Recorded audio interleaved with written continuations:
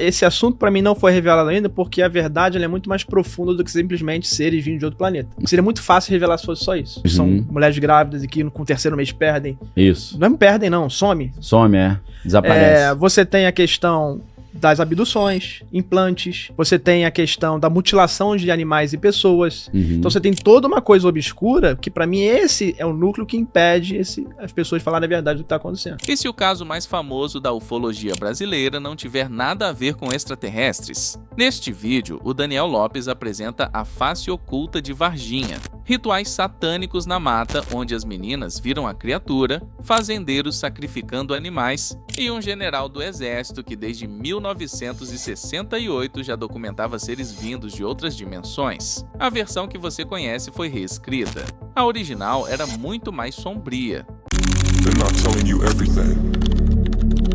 Vai sair um documentário meu que chama Face Oculta de Varginha, mostrando tudo aquilo que foi ignorado, os dados de Varginha, porque havia uma crença ufológica, extraterrestre, e vários dados foram ignorados. Por exemplo, naquelas matas ali que vocês apareceram, faziam rituais.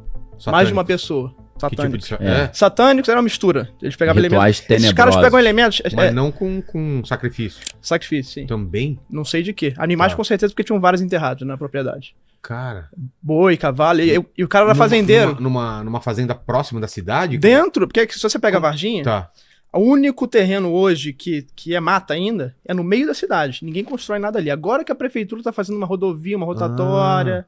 Então, aí ela divide 2 bairros, que é o Jardim André e Santana. Isso no meio da cidade, então. No meio da cidade. Então tem uma mata grande, que é um pasto de floresta de araucária, mais um pasto, de eucalipto, desculpa, onde apareceram essas criaturas. E aquele terreno onde as meninas viram faz parte desse conjunto, dessa mata aí? Sim, nessa mesma mata que vocês apareceram, que as meninas viram, ali são feitos rituais, e o cara era fazendeiro, então ele tem uma vasta quantidade de elementos para poder sacrificar.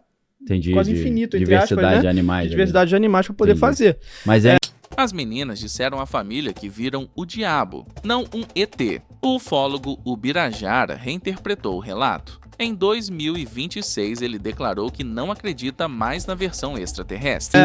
Ainda acontece esses rituais lá? Não sei porque os caras morreram, né? Tá. Esses fazendeiros que faziam esse tipo de situação lá. E a finalidade que você tinha falado, se eu não estou enganado, era ficar poderoso, ficar rico, dinheiro, né? E antes no meu documentário, mas que antes das meninas, os seres de olhos vermelhos já habitavam ali há muito tempo. As pessoas viam, as pessoas não passavam ali de noite. Só de dia.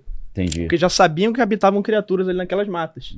Talvez atraídas por toda... A gente pode discutir aqui, né? Por que estavam aparecendo ali? Será que é só o ritual ou tem mais coisa? Eu acho que tem mais coisa. Acho que é um conjunto. Sim. Um grande acidente nunca é uma coisinha só. Sempre tem um conjunto de fatores que vai levar aquilo a acontecer. Senão, aparecer e ter de Varginha em tudo quanto é lugar. Tem um monte de gente fazendo ritual por aí. E aquela história que a nave supostamente caiu numa fazenda e alguns seres que estavam ali dentro, um morreu, o outro saiu correndo e fugiu, teria ido para essa mata. Então, como é que a gente conecta essa história do casal na fazenda com essa história da mata lá? Quando aparecem as criaturas, uma criatura pelada, animalesca, o Vilela até desenhou a capa do jogo, né? Sim. Incidente em Varginha. Tem gente que diz que parecia que eles estavam com a pele meio queimada. Isso, né? Então, porque era marrom, o que não é comum. Então, assim, você tem os chifres, né? Aqui na cabeça, vários chifres. O que era uma tipologia, uma característica que não era normal para os seres extraterrestres que estavam acostumados. É um grey todo liso, né? Com a pele meio azulada ou cinza, com olho preto, e o bicho totalmente diferente, marrom, de olho vermelho, e com essas chifres, na verdade eram protuberâncias, cristas, deformidades no crânio da criatura.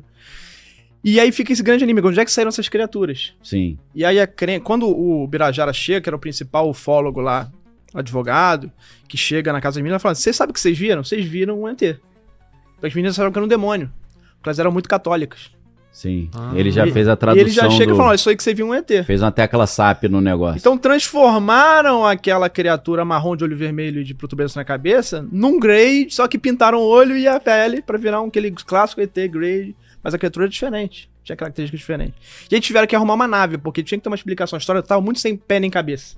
Sim. E qual que é o grande problema? Quando fizeram um Fantástico, houve 3 programas no Fantástico, em fevereiro e março. 96, explodiu, né? 90, que traumatizou as criancinhas, porque tinha um retrato falado do ET, né? No sul de Minas, juram que viram um ser muito estranho. Muita gente acredita que trata-se de um extraterrestre. Cara dele, e traumatizou todo mundo, inclusive a mim.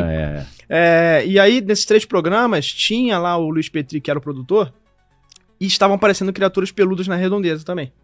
Peludo é iguais diferente. a esse, só que totalmente... Só que peludo. Só totalmente peludo. De olhos vermelhos, mesma estatura, às vezes um pouco maior ou menor, mas mesma característica e olhos vermelhos.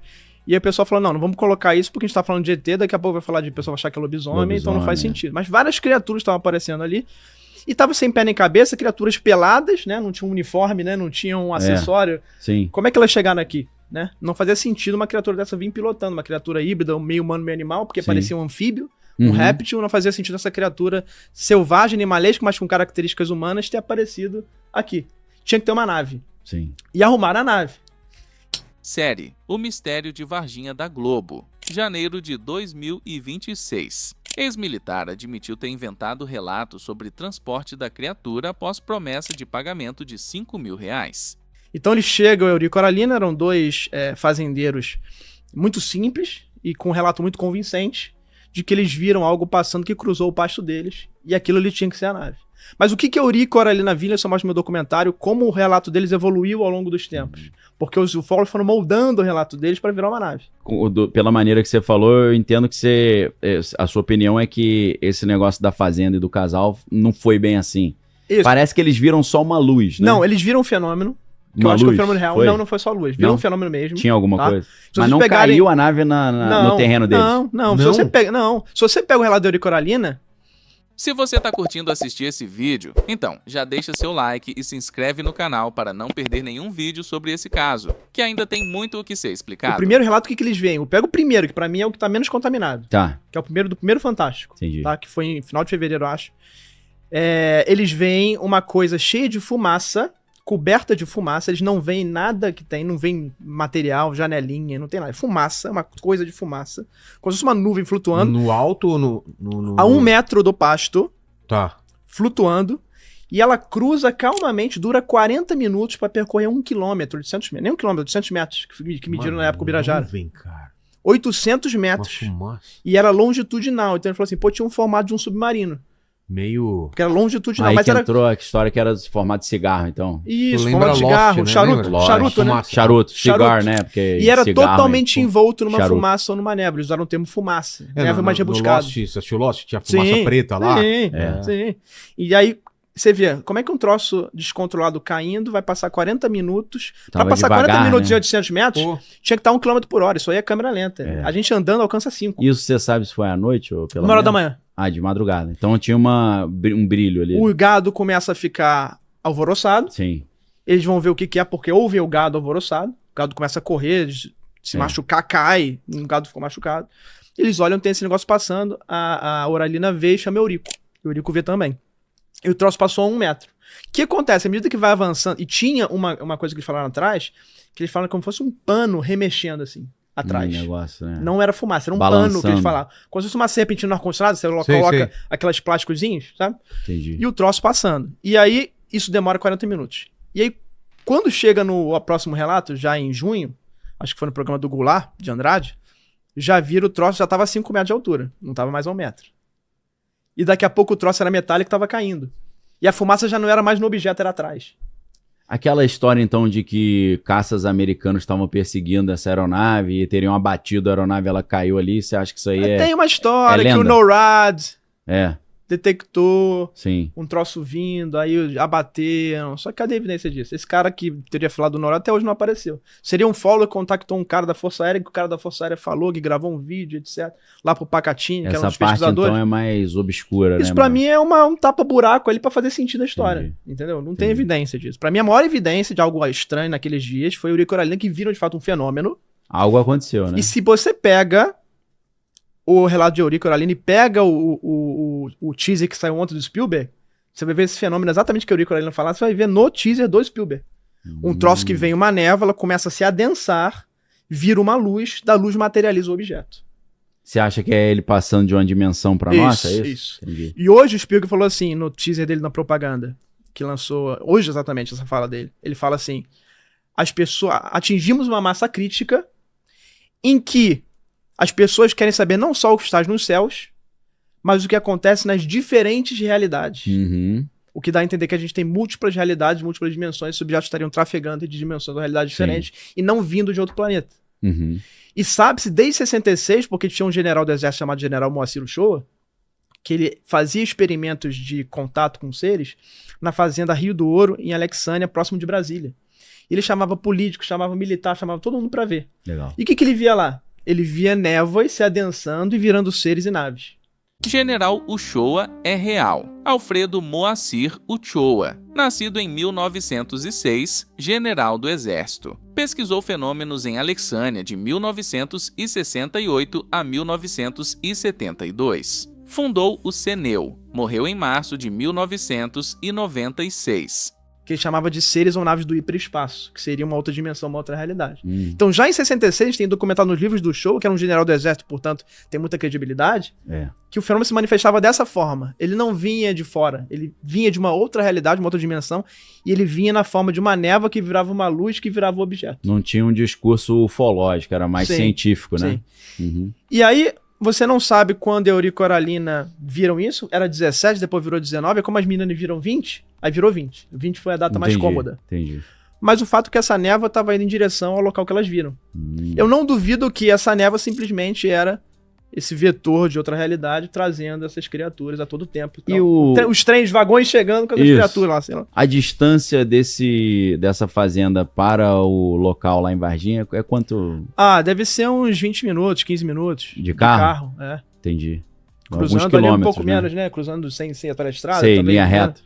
Mas, segundo essa teoria, então, é muito louco, porque a partir da indução de uma pessoa, a história muda totalmente. Muda. Se ela começasse e terminasse como demônios, ritual satânico, ela iria pra outra e talvez não teria tanta repercussão, mídia, né? tanta repercussão. Seria abafado, talvez.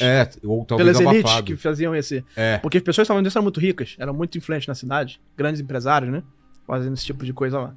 Imagino que seja uma estratégia interessante de diversionismo, igual, vamos supor que os Estados Unidos tem aquelas aeronaves TR-3B, que são triangulares, e vamos supor que é assim como o bombardeiro B-2, que joga mísseis e explodiu aquela usina de enriquecimento de urânio no Irã, eles têm uma nave dessa que parece um OVNI que lança mísseis, eles lançam mísseis em outros países, e quando alguém vem reclamar, os Estados Unidos está jogando mísseis, não, foram os OVNIs, né? Tá botando eles na jogam conta, com isso. Eles botando jogam com isso. na conta dos OVNIs. Certamente, esse assunto para mim não foi revelado ainda, porque a verdade ela é muito mais profunda do que simplesmente seres vindos de outro planeta. Entendi. Acho que seria muito fácil revelar se fosse só isso. Sim. Só que a gente tem os fenômenos que estavam falando da gravidez fantasma, pessoas que são mulheres grávidas e que com o terceiro mês perdem. Isso. Não perdem, não, some. Desaparece. Você tem a questão das abduções, implantes. Você tem a questão da mutilação de animais e pessoas. Então você tem toda uma coisa obscura que, para mim, esse é o núcleo que impede as pessoas falarem a verdade do que está acontecendo. Este vídeo traz a tese mais ousada sobre Varginha. Não são ETs, não é fraude. São entidades invocadas por rituais. Daniel parte de dados ignorados. Rituais satânicos na mata do Jardim Andere, animais sacrificados, fazendeiros influentes envolvidos, criaturas de olhos vermelhos relatadas antes de 1996. A reinterpretação ufológica veio depois, quando Ubirajara Rodrigues disse às meninas que viram um ET. Elas haviam dito que era o diabo. O relato do casal Eurico e Oralina era fumaça a 1 metro do chão, não uma nave metálica. A narrativa foi moldada. O general Uchoa, figura real do Exército Brasileiro, já documentava fenômenos interdimensionais em Alexânia desde 1968, névoas que viravam luzes e objetos. A série da Globo, em 2026, confirmou. Um ex-militar admitiu ter fabricado depoimento por dinheiro. Ubirajara, o próprio investigador original, declarou que não acredita mais na versão extraterrestre. O que Daniel faz é inverter a lente, do céu para o subsolo, da ficção científica para o oculto. Já imaginou viajar com quem você ama, sem se preocupar com o preço da passagem? Conhecer o Brasil, o mundo, viver momentos que ficam para sempre e pagar muito mais barato por isso? A comunidade Milhas 3.0 ensina pessoas comuns a viajar como expert, usando estratégias que as companhias não explicam. O link está aqui na descrição. Entre agora na comunidade Milhas 3.0.